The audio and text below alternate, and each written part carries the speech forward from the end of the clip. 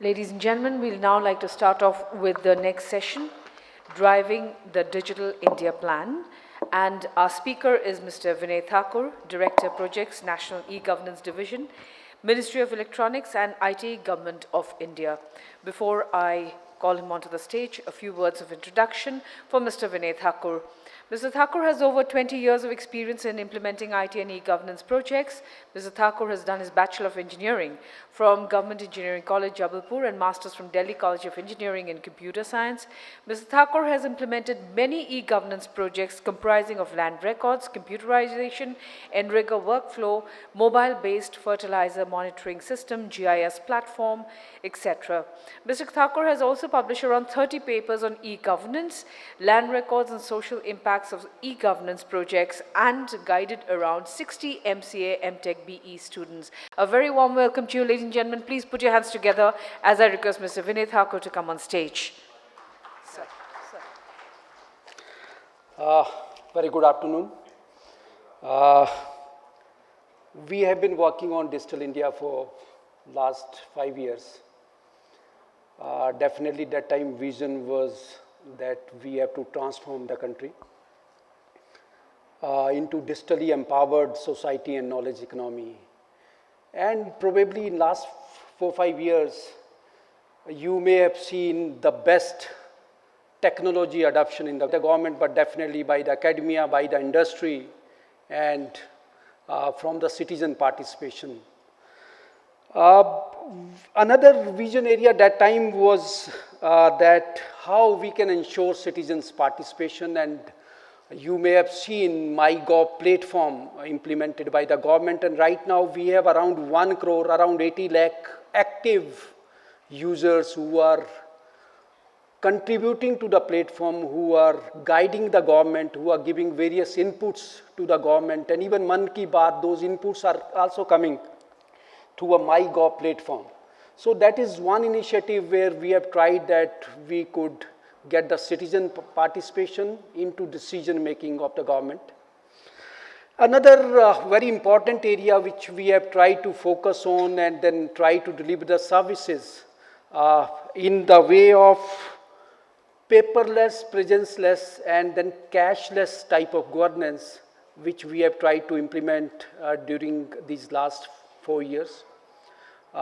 Paperless, definitely you may have seen our initiative of digital locker, where right now we have around 2.5 crore people on DigiLocker, uploading their documents, sharing those documents. We have around 121 organizations who are the issuer of document like CBSC. We have e-district projects where we have RTO projects. Your driving licenses are directly coming to DigiLocker. And in case anyone in the audience has not opened DigiLocker account, it is very, very easy. Kindly open it. You can share. You can get your documents being created by the government directly on your DigiLocker. So that is one initiative which we thought that we will be driving the governance towards paperless governance. Very, very important is one faceless or presenceless governance, which we have tried to do through Aadhaar, eKYC, which was very, very prevalent, where we could establish your identity without you going to avail that services anywhere. So this ensures that you get a digital identity, which is unique, lifelong, and definitely online and authentiable. Another very important initiative which we started was a digital payment, which I told that we are transforming towards a cashless type of governance, was a Bhim UPI, and we could see 8,000 time increase in digital payment over the last around 2 years.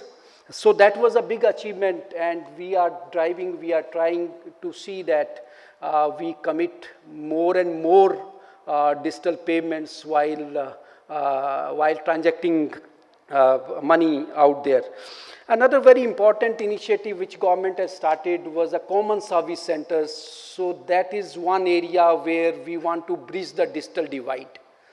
As I was telling, the The vision of Digital India was to provide digital access and also digital inclusion, as well as bridging the digital divide. So digital divide is being bridged through setting up a common service center in villages, in rural areas, and right now we have 3.47 lakh common service center working in rural areas. Out of which 2.3 lakh are in Gram Panchayats, and they are delivering more than 350 government and other services out there to the citizen who are staying in rural areas. We have also created a lot of employment through these common service centers, and around 12 lakh people are employed down there in their homes in these rural areas, and out of which around half of a lakh are women entrepreneurs who have set up the common service centers. They are doing various works, providing not only the government services, they are also into a low-cost sanitary napkin, they are also turning into a small BPO centers. So lot of activities, in digital activities, which were initiated in these areas, in rural areas, have been done through CSCs in last 3-4 years.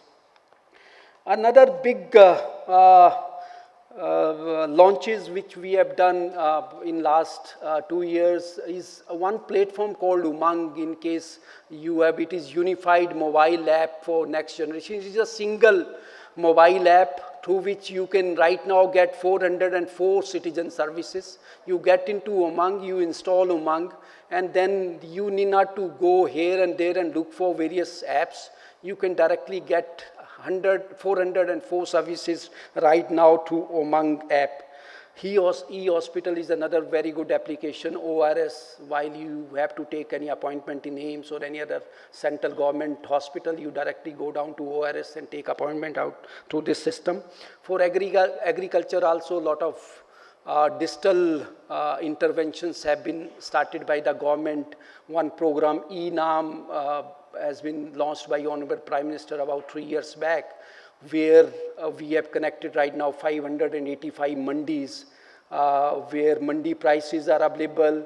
One farmer can sell his produce in another mandi where he can get a better price for it. So these type of activities have been started. Another big example is a single scholarship portal. So earlier there was a scholarship for Ministry of Minority Affairs to social justice and other HRD and others. So we have tried to create a single solution where student can request for scholarship through a one portal, and then system processes, and also his scholarship also goes to his bank account. So these were some of the initiatives. Even in the judiciary, we started e-court. We started police computerization. Delhi police is likely to launch a single app, another like a Umang type, where they have tried to integrate all their apps, whether it is Himmat Plus or their SOS service, and it is a single app for all the government Delhi police services for the citizens. GEM is another big initiative where government procurement is happening through a single platform. Digital literacy also, we have started few programs like PM Disha, where we were to train 6 crore people out there in the entire country, and we have already trained 2.2 crore people under this PM Disha mission. Now, what is the future plan for Digital India that we have tried to dwell on? We are working on few of very, very important initiatives. One is a single government experience. We are trying to create a single government experience through a India EA architecture. It is called India Enterprise Architecture, where we are trying to integrate various systems. Earlier computerization had happened. There is land record, you have registration, you have land acquisition. So these all systems are working in an isolated manner. So under this India Enterprise Architecture, we are trying to integrate all these systems like land record to registration to land acquisition to bank to revenue codes and many other systems.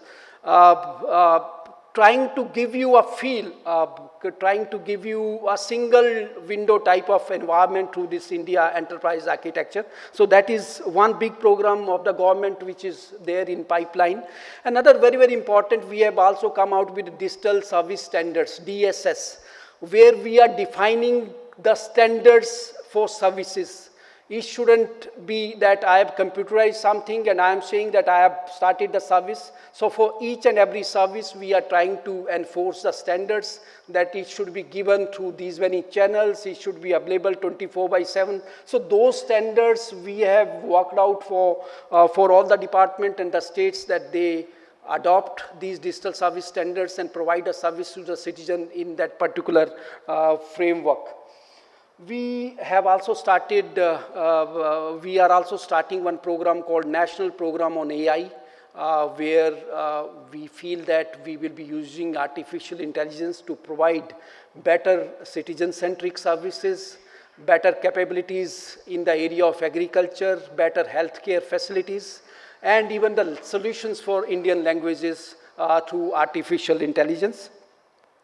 We want to make India as a software product nation, and we have come out with a national policy on software product, and soon we will be launching one facility where we will be asking the industry and the individual, in case they have any software product, to upload their software product so that we can, as a government, we can also market it outside and then place these products for the uses of other countries also.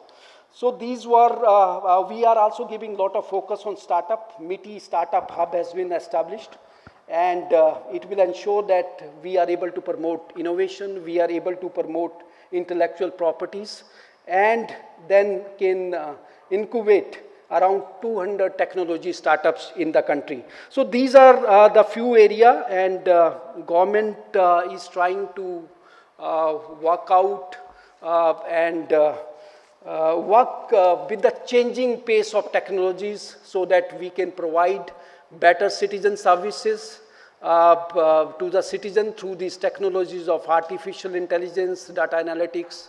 We are also working on a program, probably in few days' time, you will be able to see that all the government websites will have a dashboard to give you on-the-fly details of the various programs, which can be further drilled down by anyone to see the details of any program, see the details of any beneficiaries out there in the systems. So these are the plans of the government for the new Digital India, which will have to be completed in next 3-4 years. Thank you so much. Thank you very much, sir, Mr. Vinay Thakur. I'd like to request Mr. K.K. Mahapatra, Head Infocom ABP Private Limited, to kindly come forward and present a memento to Mr. Vinay Thakur.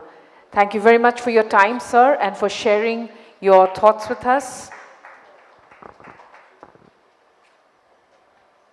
Your speech has been very interesting, and thank you for your precious time that you'd spent with us today morning. Thank you very much, sir. Thank you.